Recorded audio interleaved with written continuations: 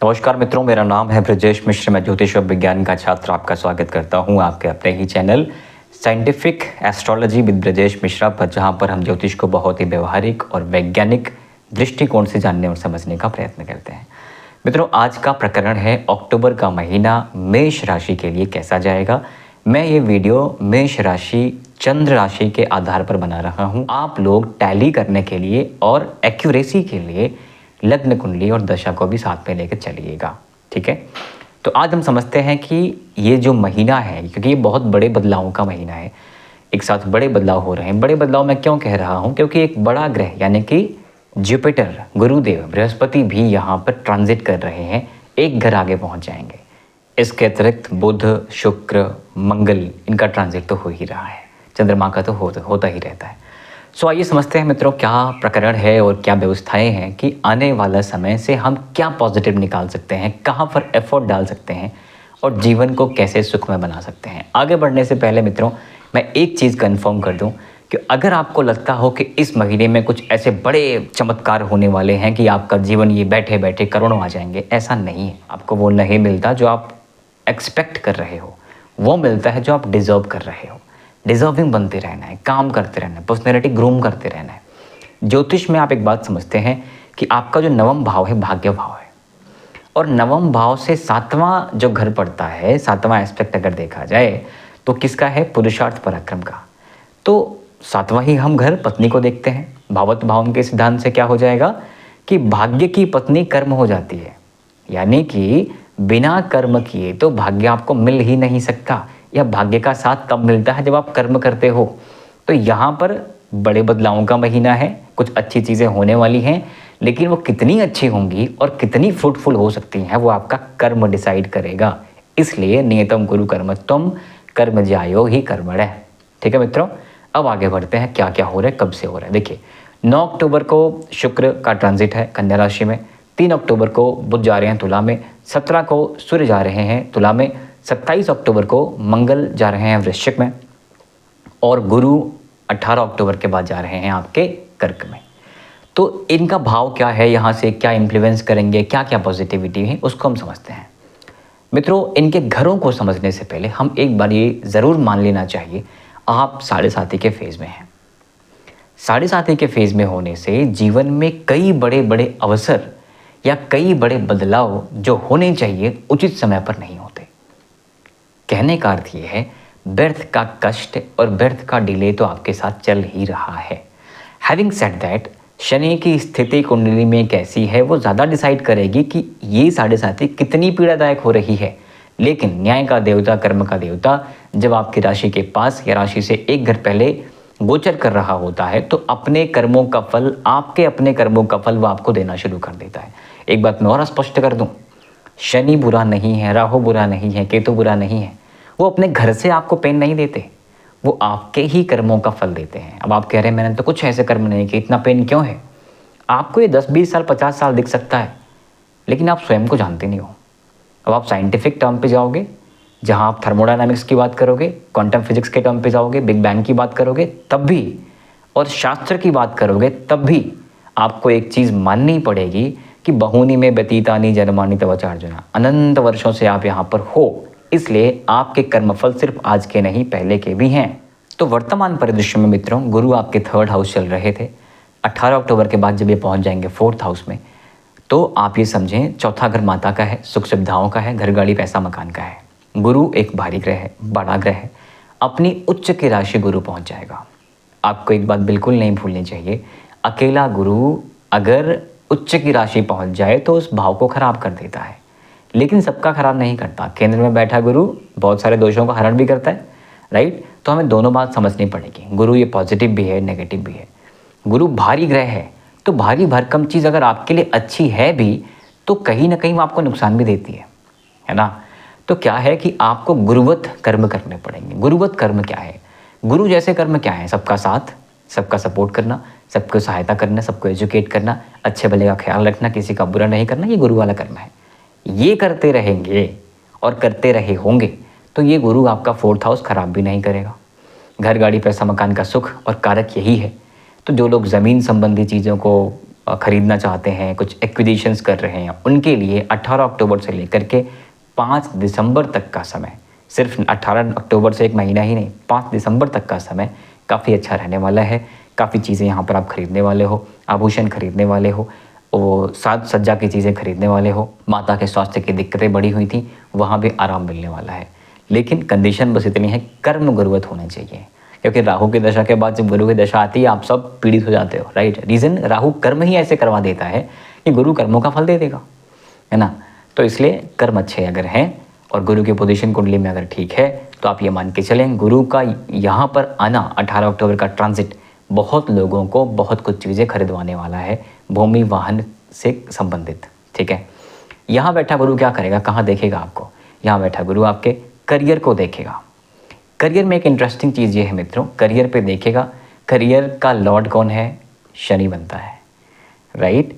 Career का Lord आपका शनि बनता है। शनि कहाँ बैठा, 12वें घर पे, 12वें घर पे यानी कि गुरु की राशि में, मीन की राशि में बैठा हुआ शनि, और यहाँ से गुरु शनि को देख रहा है, शनि के घर को देख रहा है, तो शनि गुरु का संबंध बन रहा है। इससे आपके करियर में, विदेश में, MNCs में आपके जॉब को लेके एक बेहतर अपॉर्चुनिटीज़ क्रिएट हो रही हैं। और सिर्फ ऐसा नहीं कि सिर्फ करियर गुरु देख रहा है, वही गुरु आपके 12वें भाव को भी देख रहा है, मीन राशि को भी देख रहा है जहाँ पे शनि है, एक्चुअल में है, राइट। तो व्यय भाव को देखना, एक तो प्रॉपर्टी संबंधित व्यय करवाएगा, घर खरीदवाएगा, गाड़ी खरीदवाएगा। दूसरी चीज़, यहाँ बैठना स्वास्थ्य को लेके भी थोड़ा सावधान ज़रूर रहना है, क्योंकि शनि आपके 12वें घर बैठा हुआ है, झगड़े इत्यादि से बच के रहना है, क्योंकि शनि 12वें घर बैठा हुआ है, राइट। तो उन व्यय से, इररिलेवेंट व्यय से बच के रहिए। जो फालतू वाले खर्चे हैं, जो व्यक्ति नहीं करना चाहता, उन खर्चों से बच के रहिए, है ना। हॉस्पिटल में कोई पैसा नहीं खर्चा करना चाहता, कोई फ़र्क नहीं पड़ता कितने मिलियन बिलियन बचे हुए हैं, है ना। तो उन खर्चों से बच के रहिए। उपाय क्या है भाई, सबसे बहुत सिंपल है, लाइफस्टाइल को ठीक रखिए। सडन कुछ हो जाए आप बदल नहीं पाओगे, लेकिन आपके हाथ, आपके वश में क्या है, आपके हाथ में क्या है, आपकी दिनचर्या, आपका खान पान, इसको ठीक करने का प्रयत्न कर लीजिए। ये तो कर्म है आपका, कर्म उचित कर लेंगे तो कर्मफल दाता शनि भी आपको उचित कर्मों का फल देगा, है ना। तो ये करने का पूरा प्रयत्न कर लीजिएगा जॉब करियर के संबंध में, इस पर्सपेक्टिव में, बिकॉज वही सैटर्न आपके 6th हाउस को भी देखेगा, है ना। जहाँ पे कन्या राशि बैठी हुई है उसको देखेगा, जहाँ पे बुध सूर्य बैठे हैं उसको देखेगा, राइट। तो काफ़ी लोगों को गवर्नमेंट जॉब के लाभ मिलने वाले हैं। अगर किसी की प्रिपरेशन चल रही है, कुंडली में सूर्य की स्थिति अच्छी है और सूर्य का ट्रांजिट भी तुला में जाने से पहले 17 अक्टूबर तक है, कोई रिजल्ट आने वाला है, अच्छी पढ़ाई आपने करी है, 0 लिख करके आने से फिर आपको गवर्नमेंट जॉब नहीं मिलेगी। मेरे कहने का तात्पर्य ये है कि कई बार आपका बहुत पढ़ा लिखा हुआ चीज़ें या अच्छी पढ़ाई करने के बाद भी वैसा नहीं हो पाता जैसा आप एक्सपेक्ट करते हो, यहाँ पर ऐसा हो जाएगा। विद्यार्थियों के लिए अच्छी पढ़ाई करी है, अच्छा प्रयत्न किया है, यहाँ पर सूर्य आपको गवर्नमेंट जॉब के लिए बेनिफिशियल स्टेटस क्रिएट कर रहा है, ठीक है। तो ये एक चीज़ अच्छी है। हालांकि केतु शुरुआत से ही, क्योंकि मई के बाद से 5th हाउस बैठा है, पढ़ाई में मन तो नहीं लगाएगा, लेकिन इसके बाद भी अगर आपने फोर्सफुली ही पढ़ाई कर ली, जहाँ आपका मन कर रहा है वहीं पढ़ाई कर ली, वही सब्जेक्ट आपने चूज़ कर लिया, तो फिर तो अच्छे योग बन जाएंगे शिक्षा और जॉब के लिए, राइट। तो अभी हमने क्या देखा, गुरु का एस्पेक्ट। गुरु का क्या है, 1 2 3 4 5, 5th एस्पेक्ट जाए गूढ़ ज्ञान पर, ऑकल्ट को लेके, साइकोलॉजी को लेके, फिलॉसफी को लेके, प्रोफेशन, जो आप लोग प्रोफेसर बनना चाहते हैं, PhD करना चाहते हैं, शोध वाले विषयों पर जाना, गुरु का ये ट्रांजिट आपके लिए बेनिफिशियल है, जॉब के लिए बेनिफिशियल है, करियर के लिए बेनिफिशियल है, राइट। 5th हाउस में केतु प्रेम, संतान और शिक्षा के लिए अच्छा नहीं है। शिक्षा भंग कराता है, कल आपका पढ़ने में मन नहीं लगना, फेलियर्स लेके आना, ये केतु करवाता है, राइट। साथ में संतान भाव या संतान जो लोग प्लान कर रहे हैं उनको भी डिलेज ये केतु क्रिएट करता है। और इसके अलावा प्रेम में भी ब्रेकअप्स होने की संभावनाएं तो ज़्यादा बनी हुई हैं जब तक केतु शुक्र साथ बैठे हुए हैं, राइट, 9 अक्टूबर तक। तो प्रेम संबंध बहुत अच्छे तो नहीं है, येट सब कुछ बदल ही रहा है, ट्रांजिशन का महीना है, हर एक समय परिवर्तन होते ही रहते हैं। जितने समय में और आप बात कर रहे हैं, पृथ्वी न जाने कितने माइल्स दूर चली गई होगी, राइट, क्योंकि कुछ रुका तो है नहीं ना, ये यूनिवर्स का एक्सपेंशन तो होते ही रह रहा है, तो कुछ रुका नहीं, इसलिए ट्रांजिशंस तो होते रह रहे हैं। तो इसके अतिरिक्त अगर देखा जाए, पंचम भाव में बैठा हुआ केतु शिक्षा, प्रेम और संतान के लिए बहुत अच्छा नहीं है। और आपके लाभ वाले भाव में राहु बैठा हुआ है, सडन गेंस देता है। सडन गेंस जब आपको जीवन में दिखे तो आपको सडन गेंस के साथ साथ सडन लॉसेस भी माइंड में रखना ही चाहिए। लाभ वाले घर में बैठा हुआ राहु ऐसा नहीं कि जीवन भर आपको सिर्फ मैक्सिमा ही देगा, मिनिमा भी देगा, है ना। दशा का साथ मिल गया तो मैक्सिमा है, दशा का साथ नहीं मिला तो मिनिमा भी है। राहु का नक्षत्र परिवर्तन भी हो रहा है, गोचर का साथ मिल गया तो मैक्सिमा है, अदरवाइज मिनिमा भी है।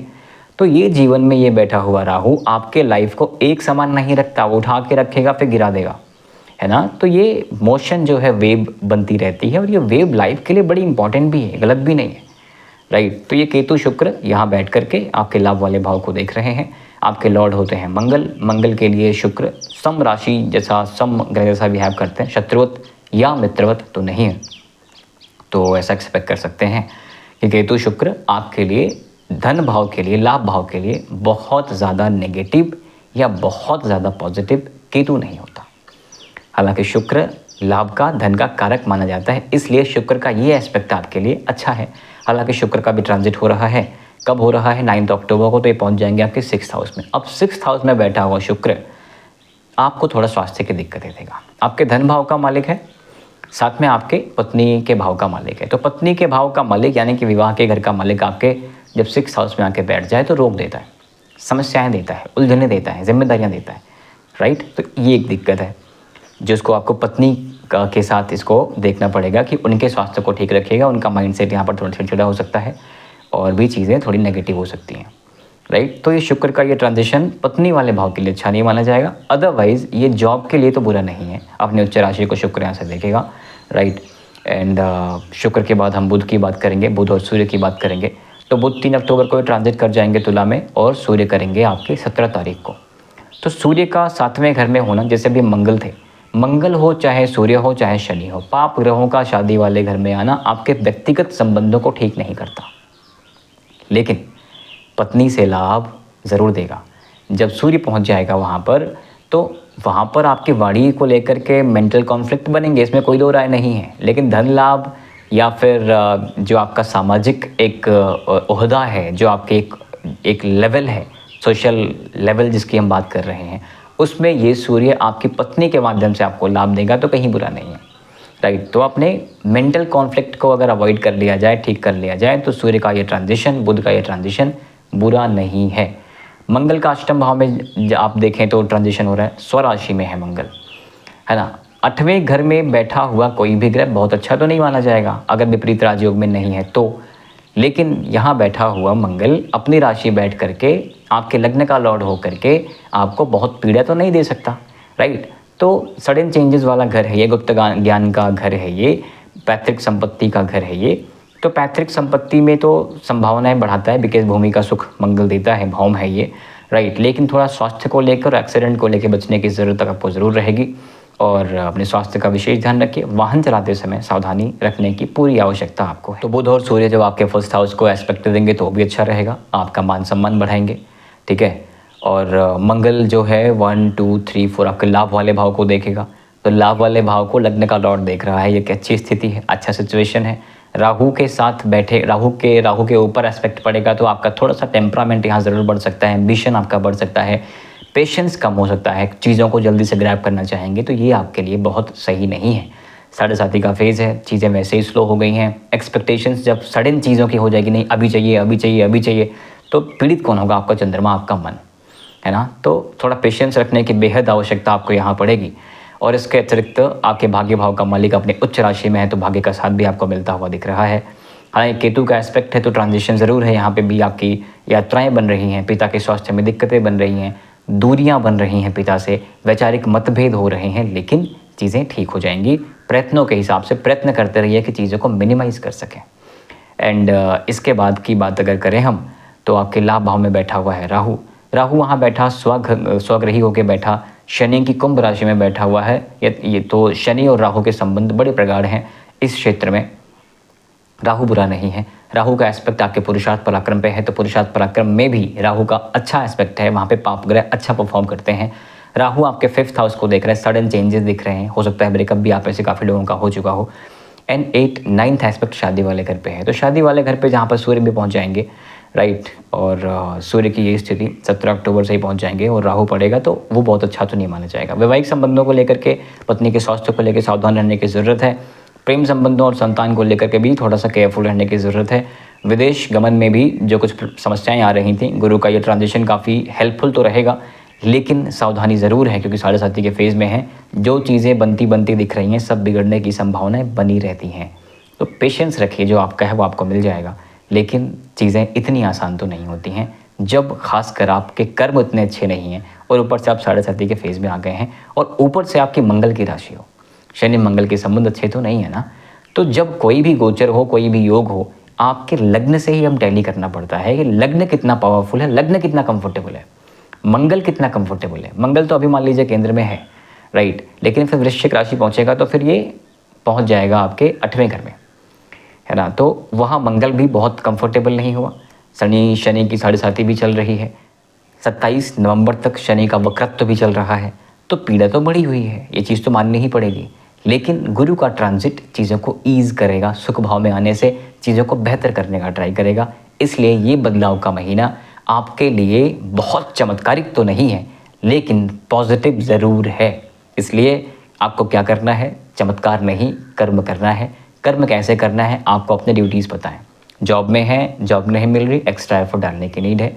शनि का वक्र तो बहुत हेल्प नहीं करता, डिले करता है, लेकिन गुरु का ट्रांजिशन आपके लिए हेल्पफुल है, तो वो करने का पूरा प्रयत्न करते रहिएगा। ईश्वर आपका साथ देंगे। तो आपके भाग्य भाव का मालिक यानी कि गुरु जो है वो कंफर्टेबल सिचुएशन में आ रहा है। अभी तक बुध की राशि शत्रु की राशि में था, लेकिन अब केंद्र में आ जाएगा और कंफर्टेबल सिचुएशन में आ जाएगा। तो आपके लिए बदलाव का महीना सच में अच्छा है।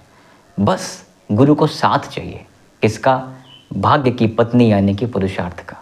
कर्म करिए, नियतम गुरु कर्म तुम कर्म जायो ही कर्मण है। अभी तक के लिए बस इतना ही मित्रों। स्वास्थ्य का ख्याल रखना है। मैं उपाय बता दूं आपको। सबसे पहली चीज़, शनि 12वें घर में है, झगड़ों से बचिएगा, पेशेंस रख लीजिएगा और व्यर्थ की बातें, व्यर्थ के आक्षेप से उलझना बंद कर दीजिए। अपने काम से काम रखिए। कर्म का देवता डिसिप्लिन देखता है। आलस आ रहा है आपको आजकल, पुरुषार्थ पराक्रम करने में समस्याएं हो रही हैं, ये करना बिल्कुल नहीं भूलना है। अपनी वाणी पर ध्यान दीजिए। वक्री शनि का एस्पेक्ट आपके 2nd हाउस पड़ रहा है, वाणी पर ध्यान देना बहुत आवश्यक है। परिवार के लिए बहुत उचित नहीं है आपकी वाणी, इसलिए सौम्य होने का ट्राई कर लीजिए। माता का ख्याल रखिए, पिता से अच्छे संबंध रखिए और भगवान शंकर, भगवान सूर्य का जलाभिषेक करना बिल्कुल नहीं भूलिए। चंद्रमा को बलि करते रहिए। चंद्रमा को बलि करने का मैं उपाय पहले बता चुका हूँ, हर बार बताता हूँ, फिर से कह रहा हूँ, डीप ब्रीदिंग करना बिल्कुल नहीं भूलिए। मन शांत हो जाता है, कॉग्निटिव बिहेवियर बेटर होता है, डिसीजन मेकिंग बेहतर होती है। तो ब्रेन की हेल्थ के लिए, चंद्रमा के हेल्थ के लिए डीप ब्रीदिंग बहुत इंपॉर्टेंट है। एक्सरसाइज करते रहिए, मंगल को बलि करते रहिए, शनिवार के दिन दान करते रहिए, गरीबों की चैरिटी करते रहिए, गरीबों के लिए हेल्प करते रहिए, राइट, और हनुमान जी की पूजा करते रहिए। इतना करते रहेंगे, जीवन में कठिनाइयाँ एकदम से तो नहीं खत्म हो जाएंगी, लेकिन वो साहस मिलता रहेगा कि इन प्रॉब्लम्स को आप टैकल कर सकें, क्योंकि होना तो वही है जो हमने कर्म कर रखे हैं उसी बेसिस पर। चमत्कार या सडन चेंजेस अचानक से आपके लिए पॉजिटिव या नेगेटिव तो नहीं होंगे, कर्मों का फल मिलता ही रहेगा, राइट। अभी तक के लिए बस इतना ही मित्रों। आपके सपोर्ट के लिए बहुत बहुत धन्यवाद। Thank you very much. नमस्कार, जय श्री राम।